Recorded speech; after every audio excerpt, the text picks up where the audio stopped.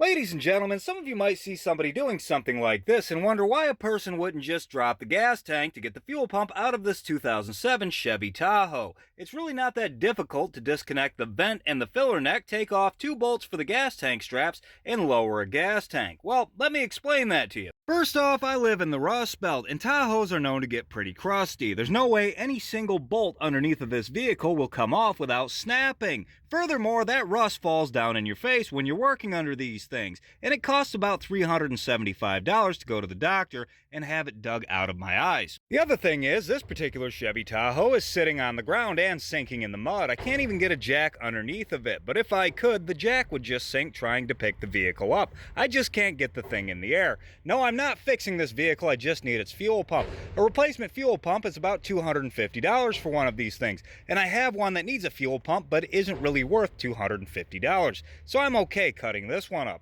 I'm also not in the best of health. I have kidney stones right now, and that's a regular thing for me. They're incredibly painful. So painful, in fact, it's difficult to maintain constitution long enough to record this video. There's absolutely no way in hell I'm getting on the ground. So cut it out it is. Let me show you where to cut. And this is pretty much the same for any General Motors body-on-frame station wagon thing like this. Tahoes, Yukons, Suburbans, 400s, 800s, the fuel pump's always in the same place.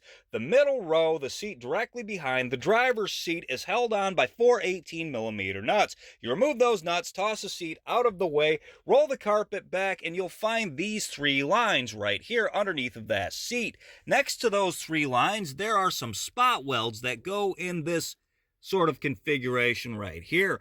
Cut along those spot welds in a square right through here. You don't want to cut into those because there's some sort of reinforcement there. I guess you could cut into them if you wanted to, but I don't. Once you've cut that out of there, peel this metal back and your fuel pump is right there. I used a pair of tin snips because I can't get out here with any air, but if you got one of those little cheap battery-powered Walmart whiz wheels like this thing right here, which was just handed to me, this would have been really awesome about 10 minutes ago.